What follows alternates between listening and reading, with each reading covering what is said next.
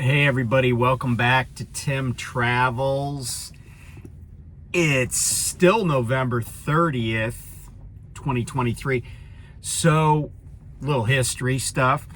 Born on this day, Shirley Chisholm, who was the first African-American woman elected to Congress. Also, another politician born on this day, Winston Churchill.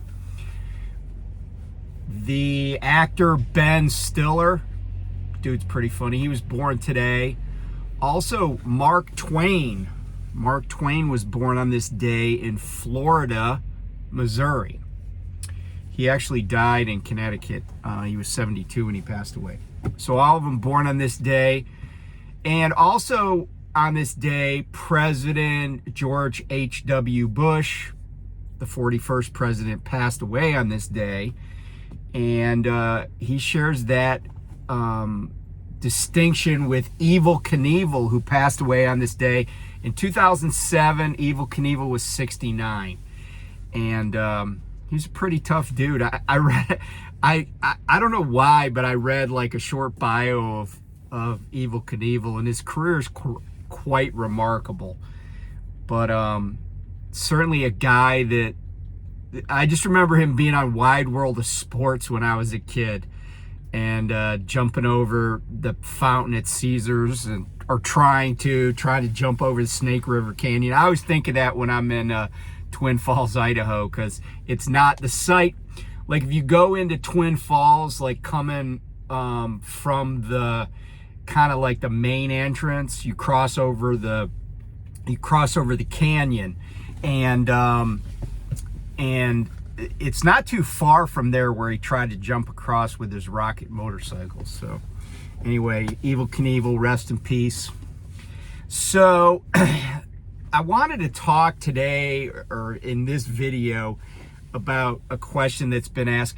I did a video quite a while ago. It's been over probably, I want to say, at least a couple of years maybe, since I had a trainee that I kicked off my truck. And you guys may recall that, she was an orphan. She ended up calling the police on me in I think we're in not West Valley City. We were in not Draper either, somewhere just south of Salt Lake on the 15. I can't remember exactly which town. But anyway, I still get a lot of comments. That video's gotten I think it's up to 30,000 views or whatever. And the comments range everything from, man, I couldn't deal with that, to you're a shitty trainer. And so what I wanted to do, and I've done other videos on training, but every once in a while somebody will say, hey, I want to train with you. And a lot of times I'll comment back to them, reach out to me, and I put my email address out there, which is, if you're keeping score at home, chieftransporters at gmail.com. But I wanted to just kind of do a video because I've talked to a few people over the last little bit that have been training. I certainly know a lot more people that have trained in the past. And it's kind of weird what I've seen lately. And I don't know if there's some kind of disconnect. And I talked before I went on Thanksgiving break about this job from a mental perspective, and I talked about mental health. But over the years, I've had people I worked for that would say, oh, keep your head in the game, and stuff like that. And I was talking to a guy today that has trained lots of people, and he was telling me about a trainee that he's got on his truck that has been assigned, was already on extra miles on TNT because of several events, and just got a ticket, and now is probably going to have additional miles unless they, show him the door. And he was commenting to me that the past few trainees, and I don't, we were kind of like, why is this happening?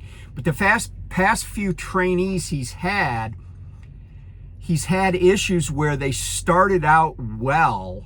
They were doing fine for, we'll say the first 35,000 miles of TNT. And towards the end, started having issues with critical events or hitting things or, getting tickets, etc. And let me just say at the outset that the TNT mileage requirement is what Prime has said. There's nothing I can do about it. I have opinions about it, but there's nothing I can do about it. So if somebody is going to come to Prime and get their CDL and do TNT training, as I do this video, the mileage requirement for TNT is 50,000 miles. It's just that simple. And it is until they change it. But when you're already going to do 50, and by the way, the first, and just as an aside, the first trainee I had that was not an orphan was Paul. You may remember Paul. He was in a few of my videos. And Paul had to do 40,000 miles on my truck, not because he did anything wrong. He's a good driver, and he was easy to train because he had some experience, and he's, let's be straight, he's an adult. But he had to do 40,000 miles because he was considered a new hire. And I will say that at the time, I thought that was BS. And I still think it's BS. And I'll tell you why. He did his CDL at Prime, and then he had to go home to take care of some family business that, with like some succession, some inheritance stuff. And he needed to take care of it, but the problem was there was a court involved. Like, I don't know what it's called where he lives, whether it's Orphans Court or some other court.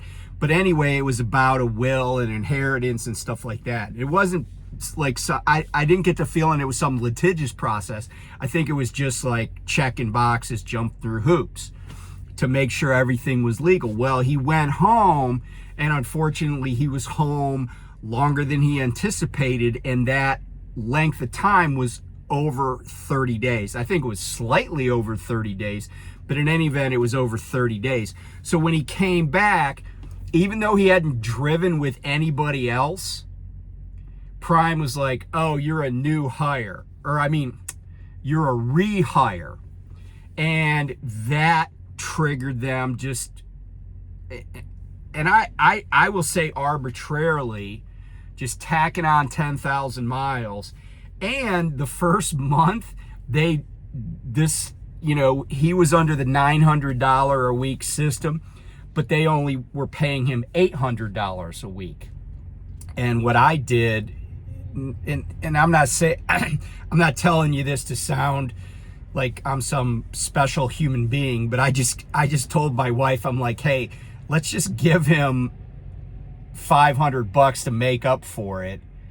And so that's what we did. We just checked with our accountant. He's like, yeah, you don't even have to 1099 him. You can just give it to him. So that's what we did.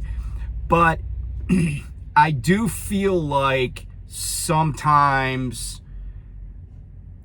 people are given extra time just to keep a team together.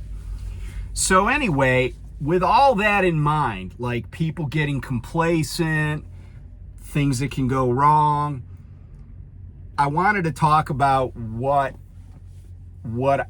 if somebody wants to train with me, what I need from them and the process. So I think it's fairly widely known, but I'm going to say it for everybody's edification. and that is this. If you're trying to come to Prime, one of the best ways is to have a driver code to use as a referral. And I don't come out here on YouTube and routinely ask for referrals. I know some people that make a living doing it, and bless their hearts and more power to them. I mean, it's money, right? And you might as well get what you can. My driver code, and I'll say this slow if you want to grab a pen and paper, but my driver code is SHATEJ. So SHATEJ. If you use my driver code, it still doesn't necessarily mean that I'm going to train you. But what it does do is make it way more likely that I could train you. And here's why I say that. First of all, I'm a widely known commodity at Prime. Like, I'm pretty sure that when Robert Lowe comes into work every morning, one of the first questions he asks his underlings is, where's Tim Travels today? Where is he traveling? Where is my man Terry? That's the first reason. The second reason is that if somebody has a driver referral, it means that they've at least talked to a Prime driver. And I think the company probably thinks, and probably rightly so, that the fact that they have that referral information is indicative of the fact that they know something about the company. They know something about the process. So that's why I think it does help, because the recruiters know that in addition to that applicant wanting to come to the company, that the individual driver who's already at Prime wants them to come to the company. Now, does that mean that somebody that uses my referral code is going to end up on my truck? The answer is no. However, if somebody does not use my referral code, the odds of them getting on my truck is just totally, tiny. It's totally 110% random. And the reason I say that is this. I've tried several times, and I've talked about this, to get people on my truck for TNT. And every single time, and this is a power thing because it didn't used to be this way, I've been told, oh, well, if that person wasn't, referred by you, then we decide who they go to. And then when I've gotten people, it's people that didn't work out. So with that in mind, I kind of would like somebody that has used me as a referral. Because I figure if you use me as a referral, you probably have watched this video or others, and you know a little bit about me. You kind of know how I think. You know my background. And that's all important. You might be able to say, hey, I feel like I could be compatible with this guy. And the funny thing is that I've had 2 females that I think did a great job on my truck, and I think they don't hate me because they still both talk to me. So even if you're a woman, it is now, if you're uncomfortable being in a small space with a man that you've only ever seen on YouTube, then maybe that's an issue, but you might be uncomfortable with anybody in a small space that you see on YouTube. And that goes back to do you have what it takes, psychologically to do this? So having said that, I have a few things that are what I would call showstoppers.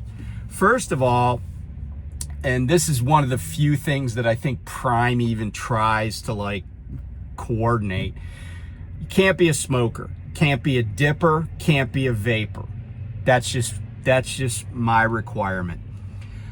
But, and that's either, that's fairly binary, right? Like you either are or you aren't. And, if you smoke or dip or vape, it's nothing against you. It's just, that's one of my things.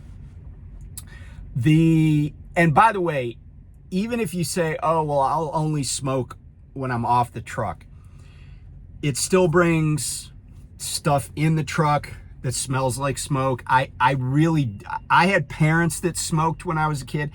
Everybody in my family, all the adults smoked, and I hated it then. And I'm not like an activist, if you will, but I don't like smelling it. So I just share that with you, and I'm not dogging anybody. It's just how I feel. The other thing that I require is that somebody is moderately adept at handling their own personal hygiene. I am not a germaphobe.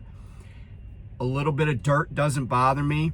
It doesn't even bother me when somebody smells, like perspiration, because some days this is a hot job and you get sweaty and you're not going to be able to take a shower right away, and you might have to ride another 400 miles or whatever before you get a chance to shower. I get that.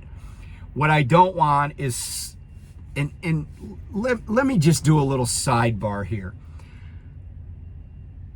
I feel like drivers at Prime have, and maybe I shouldn't even say it this way. I think Prime tries to hire better than average drivers. But I gotta say, almost every time that I'm at a terminal, but certainly in Springfield, I don't know why it's Springfield, maybe because it's warmer in Springfield, I come across somebody that, even though there are tons of free showers and towels available at all the terminals for any driver, I always end up running into at least one or two people that just smell like ass. And when I say that, I don't mean like I'm in a truck with them. I mean like I walked past them in the Prime store, or I walked past them in the hallway, or I, walked near them in the cafeteria line. So these aren't people that were just like working out and got sweaty. These people smell like ass, okay? And I can't imagine what their trucks smell like, and I don't want to. But if you've come to the terminal and you can't remember the last time you took a shower, please make taking a shower the first thing that you do, not something that you do when you get bored after walking around and eating and shooting the bull with people who probably also smell like that. Make it your first stop. Make the showers your first stop, please. So you kind of get an idea. My goal is to shower most days, but that doesn't always work out. A lot of times when I've had a trainee on the truck, it's been like they take a shower one day, I take a shower the next. And like I said, I've had women on the truck. I've never had any complaints about me, and I've never had to complain about anybody because I buy the showers. I always make sure that they're provided with a shower. Usually it's just, I'm not out of pocket, but I never don't take care of getting them access to a shower. So those are some basics, but I want to talk a little bit more about the process, because I'm probably going to pick up a PSD student and after the first of the year, train them through getting their CDL and then keep them for their 50,000 miles. But I will tell you that even the people that have been on my truck that I have a lot of affinity for, and there are several, I wanted them finished on time when they hit that mileage. I wanted them off my truck. And I will tell you that if you ask them, they would say the same thing. Because as much as I like those people, and these are people I talk to all the time, but as much as I like them, I was ready for them to get the F off my truck, and they were ready too. We hugged, shook hands, and they went out and did their own thing, and I'm happy for them.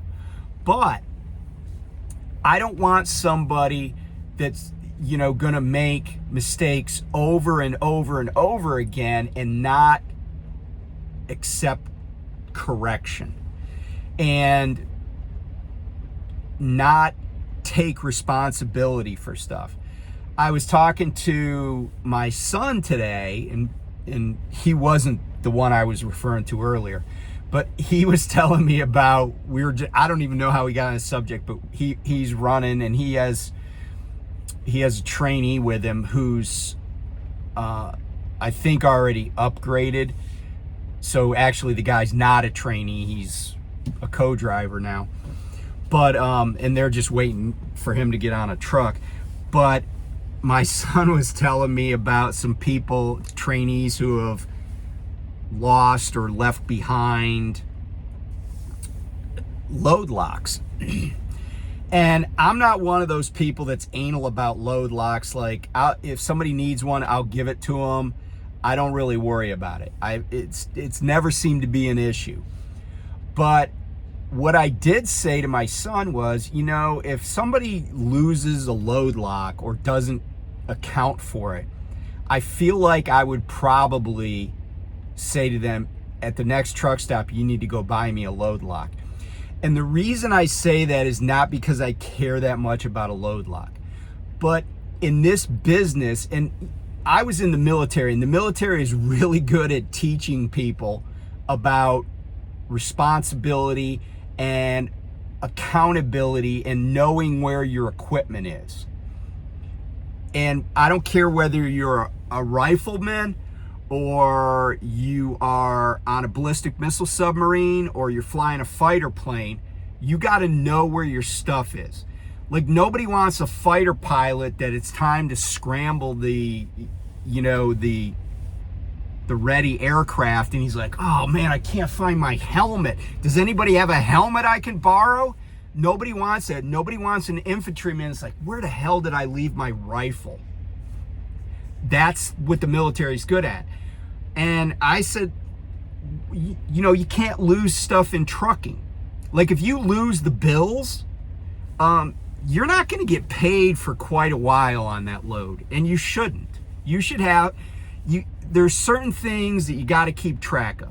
Keep track of your load locks. Keep track of your equipment. How many times have you been at a loading dock or in a parking lot and seen a pair of gloves? Not one glove, the whole pair. Like, somebody left behind their whole pair of gloves, and at no point did they go, I don't know where my gloves are, while they were there, at least. You got to be a creature of habit and learn that responsibility. The other thing that has come up a few times, and I know it's even come up with my trainees, GPS. I do not allow trainees to use GPS until and unless they've shown me that they can read road signs. Now, what do I mean by that? I had a trainee one time, and I said, get on 580 North. We're out in California. I think it was 580 North. And there's like 6 lanes, 3 going on 580 and 3 going on whatever other road we're on. I don't know. I can't remember exactly what road it was. But it wasn't 80. And I said, okay, go north on 580. And they're in enormous signs, like 400 square foot signs saying 580 this way, the other road this way. What's this person do? They don't change lanes, they don't move over, and they miss the exit. And the thing is, this was at night. There wasn't a lot of traffic, but the sign was very clearly illuminated, etc. I said, why didn't you get on 580? And their response was, well, if I had GPS, I wouldn't have missed that exit. And I said to that, what's the difference between me sitting in the seat next to you saying, get on 580 North, and some lady with a British accent saying, exit right to 580 North? You still have to get in the correct lane. You still have to read the road signs. And reading road signs is a big deal to me. Why? Because if I can teach people to read road signs and read them all, they won't be in the wrong lane. They will know when their lane is ending. They will be able to navigate even when the navigation quits working. Even when the because here's the other thing about GPS, and I don't care what GPS it is. I got a Peterbilt GPS that this is a 2024 truck, and there are roads and bridges that were changed like 4 years ago, and this GPS still doesn't know about them. Google Maps, oftentimes wrong. Rand McNally trucker, Garmin trucker. I had my Garmin, which is supposed to be, maybe like the gold standard. I had my Garmin, and this is my fault for not really paying close attention and looking at Google Maps, like the actual buildings. My Garmin, and I was like, wow, this place must be really close. It must be right off the exit.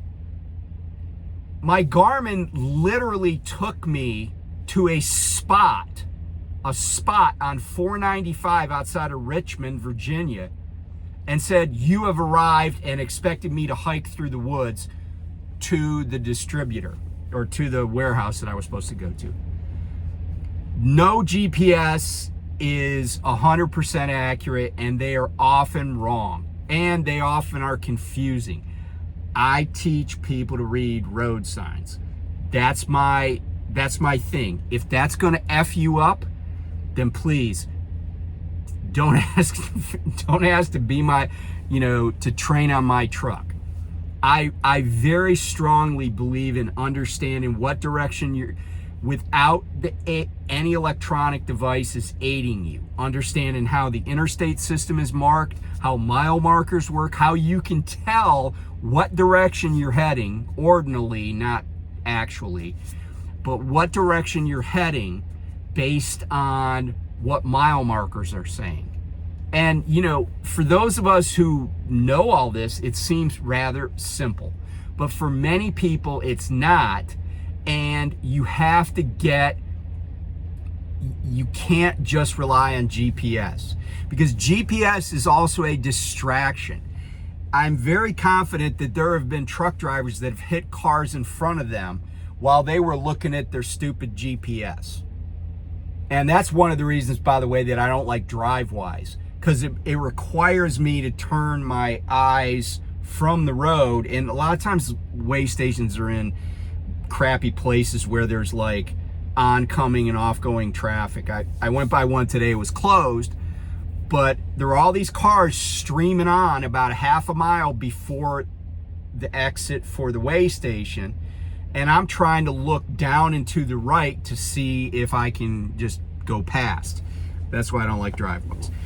But that's one of my requirements. You got to understand the system, the road system, and understand how to get places without GPS. And you got to show me that you know how to read road signs. And by the way, that person I talked about missing an exit, not the only person that's done it. I've had several trainees miss exits that I had said, hey, take this exit, take this road. I'm like, so you didn't want to take 70 east when it said 70 east? If you can't read a road sign, GPS probably is not going to help you that much.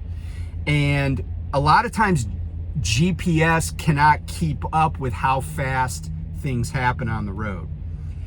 Other stuff that, you know, I don't want to take forever on this video, but other stuff that matters to me is I don't mind people making mistakes. But if I say you did something incorrectly, then you just have to kind of accept that. And how I'm talking to you now is how I would tell somebody that they did something incorrectly. I'll also tell you when you do stuff well. Like if you turn a corner and it's textbook and, you know, the trailer wheels end up exactly where they should, I'd be like, that's a good corner. I do compliment sometimes, but I mostly rule by negation. And sometimes things happen and I'll be like, what were you thinking then? Not like in a negative way, but I just want to know the thought process. Like, why is it that you didn't slow down earlier? Or why is it that you picked this lane over another lane? All sorts of little stuff that matters in the day-to-day operation of a truck. And the other thing I'm looking for is somebody that's got some endurance. And I don't mean time behind the wheel. I mean, they have mental endurance that when they get to like 35 or 40,000 miles, they're not like, oh man, I got this wired. Because like I was saying earlier, you know, I've had drivers tell me, and I've kind of experienced this myself, but people get on the truck and they get complacent. And this is a business where complacency kills. All it takes is for you to have one brain vacation, and next thing you know, you're hitting a bus, or you're in a ditch, or any number of things can happen. Complacency kills. And I want people that are going to be like, hey, look, I'm on Terry's truck for 50,000 miles, and until I get off Terry's truck, I'm in training mode. And just accept that that's your lot in life. It's not my decision how long you stay on the truck. It's Prime's decision. And I want people that can just live with that. I want people, you know, and I'm going to tell you a story real quick about complacency that illustrates this, I think, pretty well. So when I was in the Navy, I spent, you know, my first part of my career in a support ship that we routinely went out with the Eisenhower Battle Group. Eisenhower is USS Dwight D. Eisenhower, CVN 69, home ported in Norfolk, Virginia. But a few years later, I was on a different ship and we weren't part of the Ike's Battle Group. But I distinctly remember this day because it just so happened that we were across the pier and we were at Pier 12 in Norfolk, which is the carrier pier. But sometimes they would just move ships around, and I was on a guided missile frigate. I was on a small boy, but it just so happened, for whatever reason, Port Ops was like, oh, let's put Elrod at Pier 12. So Eisenhower was pulling in, and she was coming back from a long deployment. So, of course, there were lots of women and families out there, and, you know, a lot of guys topside getting some eyeball liberty, checking out the wives and girlfriends. And anyway, the Ike's pulling in, and what happened is a lot of senior people on that ship lost sight, figuratively, of what their goal was. And their goal was to bring that ship home without any damage and without losing anybody. And it's pretty rare that carriers deploy and don't lose somebody, don't have a death. There's just so much going on. But Eisenhower had not had any personnel casualties or anything like that during this deployment. But that day was particularly windy, and as you know, ships have sail area just like trucks do. In other words, area that catches the wind. And there was a quartermaster, a seaman, who was doing what's called the surface plot, and he was plotting the position of the ship using data that he was getting and from other sources. And he realized that the ship was off course. Now, mind you, this is like the lowest ranking navigation guy on the bridge, because there would have been like more senior quartermasters. The ship's navigator would have been on the bridge, the CO, the XO. We're talking very senior naval officers, much more experienced people. But this kid had the surface plot, and he's like, hey, we're off course. And he was ignored because everybody was focused. They were looking at the pier, but what they didn't realize is how much they were being set. And that's kind of the term, set by the wind. So the wind was coming into the port side of the ship, and what happened is he knew they were off course. And even when you're moving very slowly and you have tugboats and stuff around and a pilot on board, navigational pilot, you still have to pay attention to everything that's going on. And what ended up happening is Eisenhower was set to getting pushed to starboard, and they were all looking towards the pier, which was on their port side, because they were going to come up, make a turn into the pier and go starboard side 2, meaning they were going to be, never mind, they were going to go starboard side 2. They were going to tie up the right side of the ship. But the ship drifted too far to the right out in the channel, and it hit an anchored merchant ship. Nobody got really hurt. Tore up some equipment because there's a bunch of stuff. Tore up some catwalks and stuff on the flight deck area, some antennas and stuff like that, right? But then the ship pulled in, and guess what happened? Well, probably maybe 24 hours later, the commanding officer was relieved. And this is a guy that was on the list to be an admiral. But all these people lost sight. They were almost to the end, and they lost sight of what they were doing. They were so busy looking at the finish line that they didn't take care of their business to get there safely. And that obviously has never left me. That was probably, 40 years ago that happened. I could still tell you the name of the commanding officer of that ship, a guy named Gary Beck. And guess what he ended up doing for the rest of his naval career? He became the CO of the Naval ROTC unit at Cornell University. I knew some people on that ship. He was a good man, had a very successful career until that one screw up. And that was complacency in a nutshell. And I don't want that on my truck. So if you don't have that mental endurance to just be like, I'm on deployment until I'm not. 48,000 miles, you could still, you've been driving quite a while now, but you could still mess up.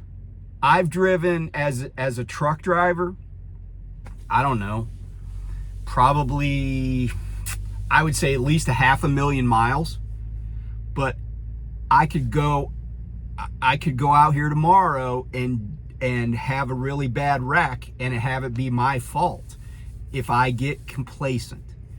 So anyway, I know I've gone quite a while, and I appreciate it if you're still watching, but that's like my philosophy, and I think you gotta get a feel for that.